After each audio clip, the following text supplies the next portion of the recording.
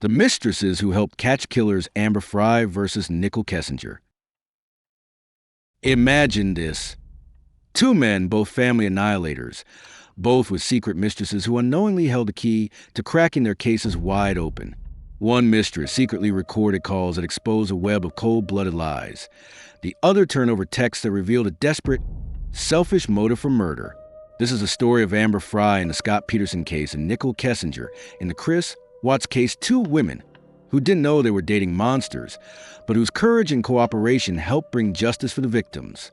Welcome to Dark Truths, true crime stories, where we uncover the hidden players in the cases that shock us to our core. Hit that subscribe button, ring the bell, and join us for a deep dive into how these mistresses turned the tide, the chilling parallels between their stories, and what it all means for the search for truth. Let's get into it. The Scott Peterson case, a perfect life shattered. Let's start with a man who seemed to have it all, Scott Peterson. In 2002, he appeared to be the ideal husband and soon-to-be father, charming, successful, and devoted to his beautiful, pregnant wife, Laci. They lived in Modesto, California, in a cozy home, eagerly anticipating the birth of their first child, whom they had already named Connor. They were the picture of the American dream. But on Christmas Eve of that year, the idyllic facade crumbled when Laci, 8 months pregnant, vanished while walking her dog. Scott told police he was fishing at the Berkeley Marina, a detail that would later become a critical part of the case. As days turned to agonizing weeks, Scott's public persona shifted from a grieving husband to the prime suspect. The nation watched in horror as Laci and Connor's bodies were found in San Francisco Bay months later, leading to Scott being charged with their murders. The case became a media circus, with public vigils, endless speculation, and a nation trying to reconcile the image of a doting husband with the brutal reality of the crime. Scott maintained his innocence, but the evidence was piling up, and at the center of it all was his secret mistress, Amber Frey, a woman who had no idea she was dating a married man until Laci's face was plastered across the news. Her role would become absolutely pivotal, turning the tide of the investigation and ultimately sealing Scott's fate. Have you ever trusted someone who turned out to be living a double life? Could Amber have seen the signs earlier, or was Scott's deception too perfect to spot? What's the true cost of loving someone with a dark and deadly secret? Who was Amber Frey? Amber Frey was just 27, a single mom and massage therapist from Fresno, California, when she first met Scott in November 2002. A mutual friend set them up, and Scott immediately swept her off her feet with a carefully crafted web of lies. He told her he was a widower whose wife had died recently, traveling the world for work with no kids and no baggage. Amber fell hard and fast, believing he was a man she had been waiting for. They dated for about a month, going on romantic outings and talking about a future together. But Amber's instincts were nagging at her. Scott was often vague about his past and would constantly change plans at the last minute. In a 2005 interview with People magazine, she recalled, "He seemed too good to be true." Little did she know, that feeling was her gut warning her that Scott's entire life was a lie. He was married to Laci, who was 8 months pregnant with their son, Connor. Amber's world came crashing down when a friend called her on December 29th, 2002, to tell her that Scott's wife, Laci, was missing. How does a woman begin to recover from that level of betrayal? Have you ever been in a relationship where the truth came out far too late? Could Amber's instincts have saved her heartache? Amber's discovery of the truth. On that fateful day, December 29th, 2002, Amber's friend called, shattering the fantasy Scott had built. The friend told her about Laci's disappearance and Scott's marriage. Amber was devastated and confronted him. He denied it all, claiming Laci was fine and that he was still a widower. But Amber, seeing Laci's picture in the news and recalling her own gut feelings, didn't buy it. In a stunning display of courage, she went to police on December 30th, telling them everything about the affair. Detectives were stunned and thrilled, Amber was the missing piece they desperately needed. Without her, the motive for the crime was a mystery. Now, they had a reason for Scott to want his family gone a secret life with a new woman. Amber agreed to cooperate, even wearing a wire for her future calls with Scott. In a 2017 interview with ABC News, Amber explained her decision simply. "I wanted the truth." Her choice to help law enforcement would fundamentally change the trajectory of the investigation forever. What would you do if you discovered your partner's dark secret that was linked to a murder investigation? Could Amber have simply walked away and remained silent, or was helping the right choice? How does one person's bravery in a moment of betrayal impact the pursuit of justice? The secret recordings begin. Under the guidance of police, Amber began recording her calls with Scott on December 31st, 2002. Over a period of several weeks, she would capture more than 29 hours of conversations.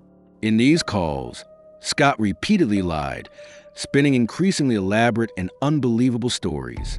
He told Amber he was in Paris for New Year's, but in reality, he was at a public vigil for Laci. "This is my first holiday without her," he told Amber, chillingly pretending Laci had died long before. He even sent her flowers. The tapes, which were played in court in 2004, were a masterclass in deception. Scott laughed, flirted, and talked about their future together while Laci was still missing. Amber, displaying incredible composure, kept her cool, asking pointed questions that forced him to dig himself deeper into his lies. A 2004 CBS News report called the tapes damning evidence, as they showed a man completely detached from the reality of his wife's disappearance. Have you ever recorded a conversation for proof? And what was it like? Could Amber's composure and ability to maintain the relationship have been the key to getting these recordings? What is the power of a hidden recording to reveal a person's true character? How the recordings changed the case. The tapes were pure gold for prosecutors. They provided a clear, undeniable motive: Scott's affair with Amber and his desire to have a new life without Laci and Connor. The recordings also showed Scott telling Amber he didn't want kids, a statement that directly contradicted his public image as a doting husband preparing for fatherhood. Amber's testimony in 2004, where she played these recordings for the jury, was a turning point. Scott's lies about his travel, his grief, and his marriage completely destroyed his credibility in the eyes of the jury. Without Amber's help, the case against Scott might have stalled. Her evidence provided the why that was so crucial for a conviction. In a 2004 New York Times report, her testimony was cited as one of the key factors that led to Scott's conviction for first-degree murder of Laci and the second-degree murder of Connor.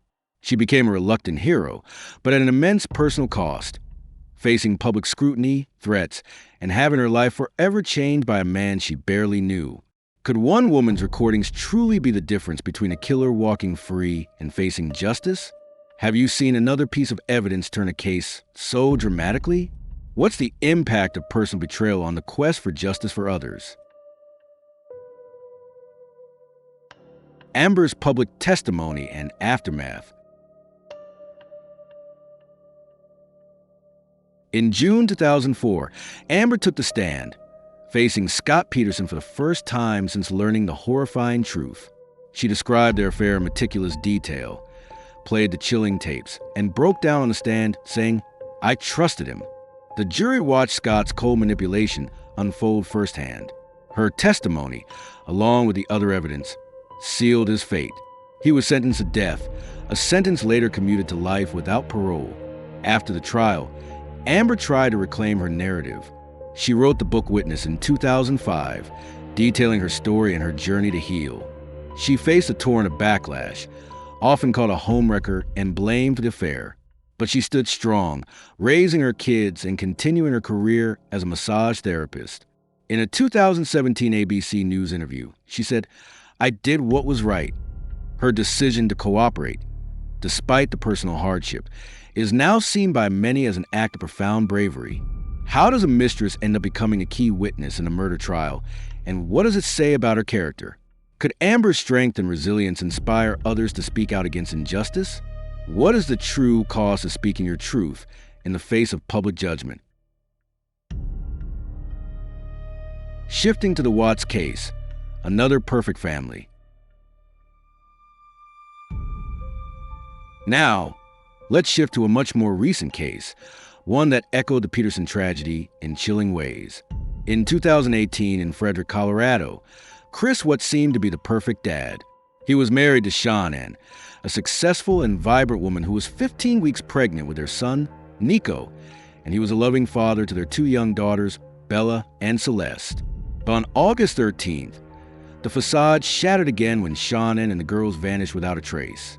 Chris went on TV, pleading for their safe return, a performance that captivated and ultimately horrified the nation. Within days, the truth came out. He had murdered all of them. And like Scott Peterson, he also had a secret mistress, Nichol Kessinger, who became the eerie parallel to Amber Frey. The Watts case became a modern-day reenactment of the Peterson tragedy, a seemingly perfect family man with a secret affair that drove him to destroy his entire family.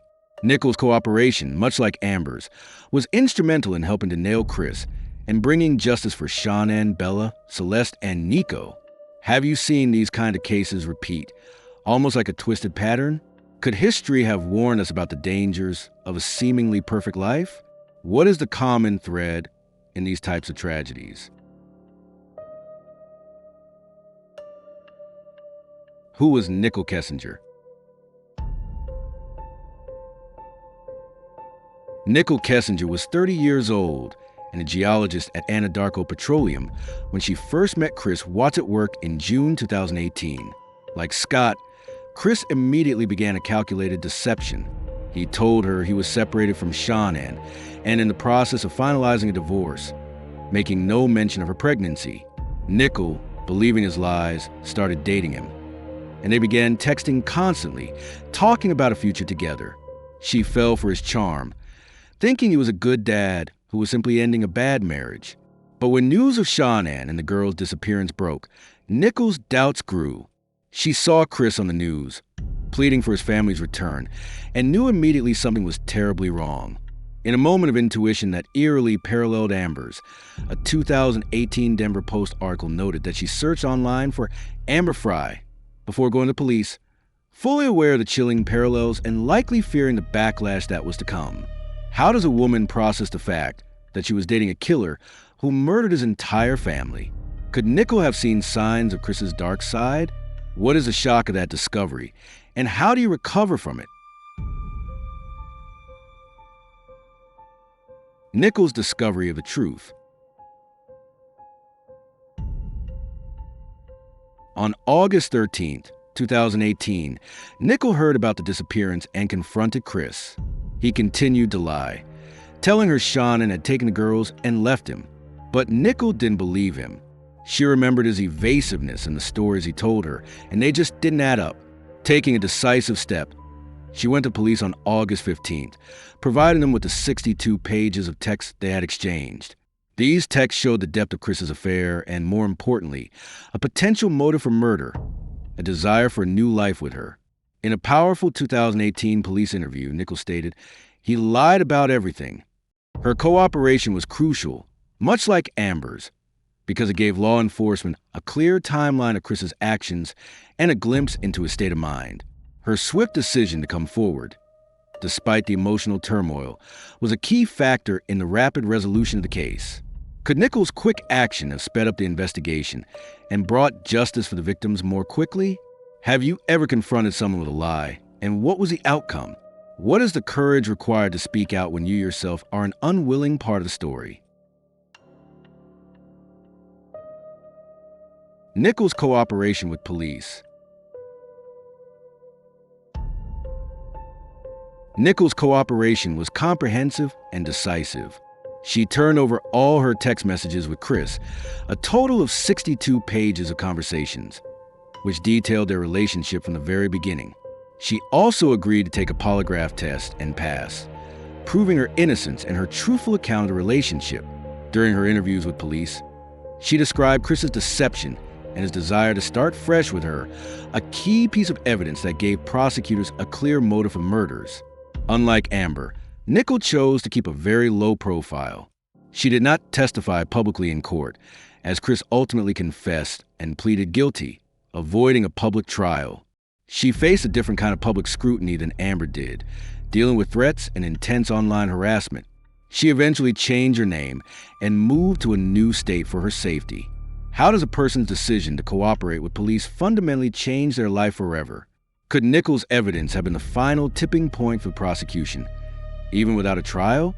What is the cost of helping justice when your own life is upended as a result? Parallels the mistress's unknowing roles. The parallels between Amber Frey and Nichol Kessinger are chilling and undeniable. Both women were mistresses who were completely unaware of the horrifying truth. Scott Peterson told Amber he was a widower, while Chris Watts told Nichol he was separated. Both men used a nearly identical pattern of deception to lure their new partners into a false reality. Both women provided the crucial evidence: Amber's secret recordings and Nichol's digital texts that exposed the lies and, most importantly, provided a clear motive for the murders. In both cases, the affairs gave prosecutors why they needed to prove the men's guilt. Scott and Chris both wanted a new life and saw their families as an obstacle to that freedom. A 2021 Oxygen article noted the shocking similarities. Both mistresses became the unwitting turning points in two of the most infamous family annihilation cases in modern history. Have you seen these patterns in other true crime stories? Could the mistress's story serve as a sort of grim warning? What is the common thread that connects these devastating tragedies? Parallels media and public scrutiny. Both women face intense and unrelenting public scrutiny, though in different eras of media. Amber was called a homewrecker and a gold digger, but she ultimately became a hero for her courage in testifying. The media frenzy around her was a traditional one-tabloid headlines, TV specials, and public debate. Nichol, on the other hand, faced a new kind of media firestorm: the vicious and often baseless accusations of the internet age. She was relentlessly harassed online, with anonymous social media users and Reddit threads accusing her of being involved in the murders, despite her full cooperation with police.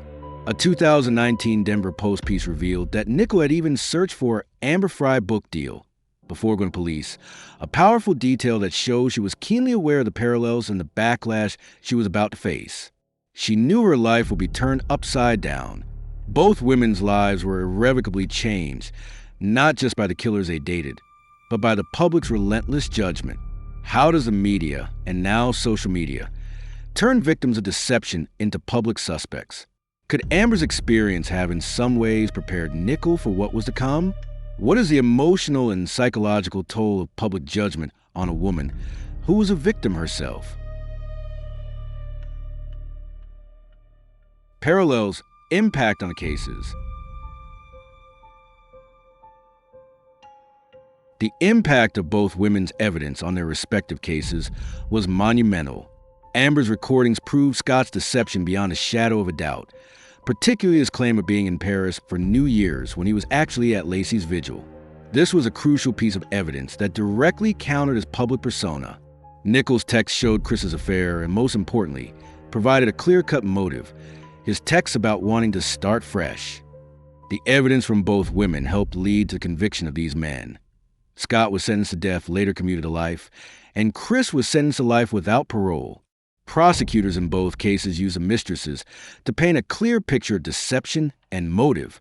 A 2022 Crime Reads article accurately called them the other women who caught killers, highlighting how their testimony was a critical link that connected the men's desire for a new life to the brutal murders of their families. Could these women's actions have been the difference between conviction and acquittal in both cases? Have you seen another instance where a mistress turned the entire case around? What is the power of hidden evidence in bringing a person to justice? Differences: Amber's recordings versus Nichol's texts. While the roles were similar, the types of evidence and the public impact were different. Amber secretly recorded Scott, capturing his lies and lack of remorse in his own voice in real time. This audio evidence was incredibly powerful and emotional for jury. Nichol, on the other hand, provided digital evidence in the form of text messages and a detailed interview with police. She had no recordings. Amber testified publicly in 2004, taking the stand to face the killer she had dated, and her testimony was a central event of the trial. Nichol did not testify publicly because Chris confessed and pleaded guilty. She deliberately kept a low profile. Amber went public with her book. Nichol changed her name and disappeared from the public eye. Amber only learned Scott was married after Laci's disappearance, a horrifying shock. Nichol was told Chris was already separated, which made his lies more insidious. Amber's evidence was audio. Nichol's was digital. This difference highlights how technology has changed the way we investigate and solve crimes. Have you noticed how the types of evidence available in a case change over time? Could Nichol have done more like Amber, or was her quick action and digital evidence enough? What is the impact of personal involvement when a trial is not needed? Differences, public roles, and backlash. Amber Frey became a media figure, appearing on talk shows, testifying in court, and writing a best-selling book. Despite the backlash, her role was largely celebrated by the public as an act of bravery. Nichol, however, avoided the spotlight completely. She faced a different kind of public backlash, a torrent of online accusations and conspiracy theories from the moment her name was released. A 2019 Denver Post report detailed the immense harassment she faced, leading to her changing her name and moving away for her own safety. Amber's role was seen as that of a hero witness, while Nichol's was scrutinized and often viewed with suspicion. This is a stark difference in how society treated two women in similar situations, just 16 years apart. Amber had no children with Scott, but Laci was pregnant with Connor. Nichol was not pregnant, but Shanann was pregnant with Nico, and she also had two young daughters. How does public perception differ for two women who played such similar roles? Could Nichol's low profile have been a necessity in the social media age? What is the cost of being the other woman in a society that so often judges women so harshly? The motive connection. In both of these tragic cases, the affairs provided the clear, central motive for murder. Scott Peterson wanted to be free from his pregnant wife, Laci, to have a new life with Amber. Chris Watts wanted a new life with Nichol Kessinger, without Shanann, Bella, Celeste, and Nico. The evidence provided by the mistresses directly showed this murderous desire. Scott's lies on tape and Chris's text about starting fresh were the crucial links that explained the unimaginable. A 2021 Oxygen article noted the chilling similarity. Both mistresses became the unwitting catalyst for family annihilation.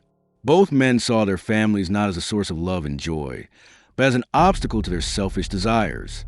It was a desire for a new life, the freedom promised by a new partner, that drove them to commit the most heinous of crimes. Could the affairs have been the final tipping point in these men's minds?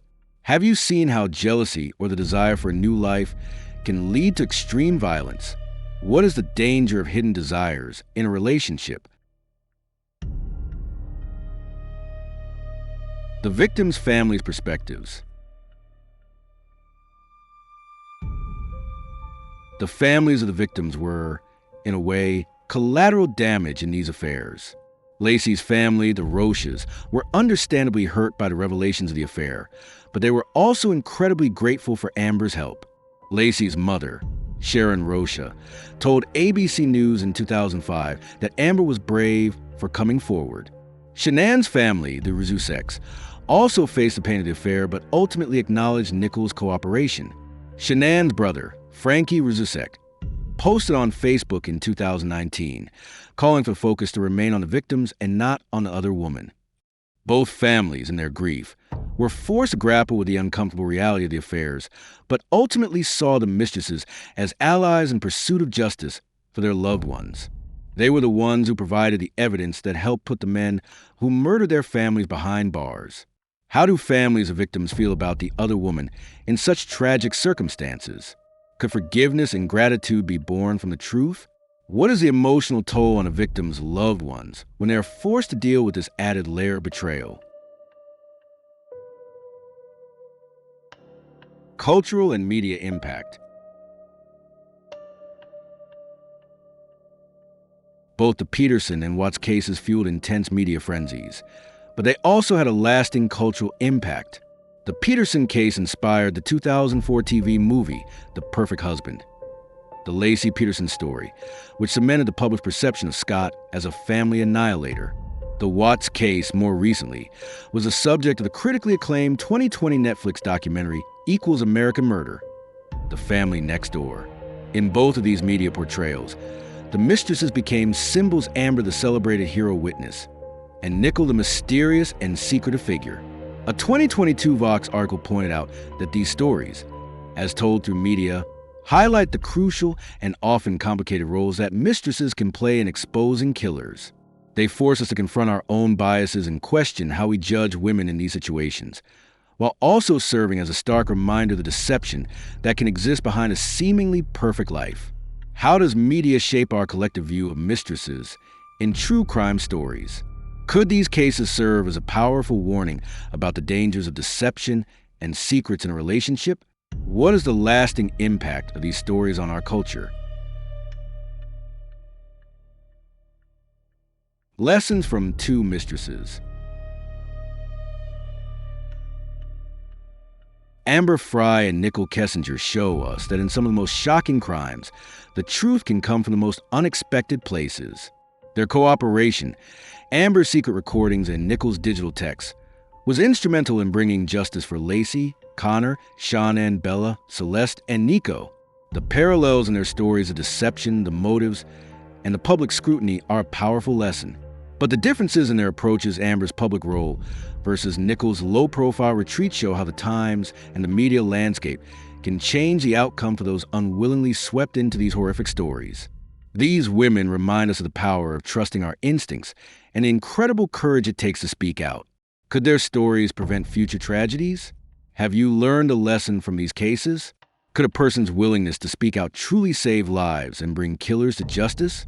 What is the enduring power of truth in the face of such dark secrets? The women who helped catch killers.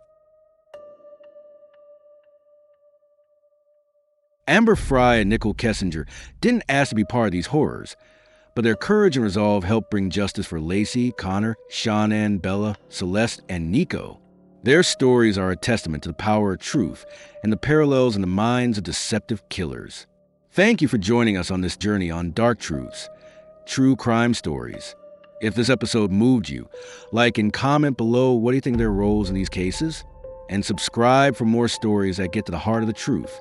Until next time, keep seeking the truth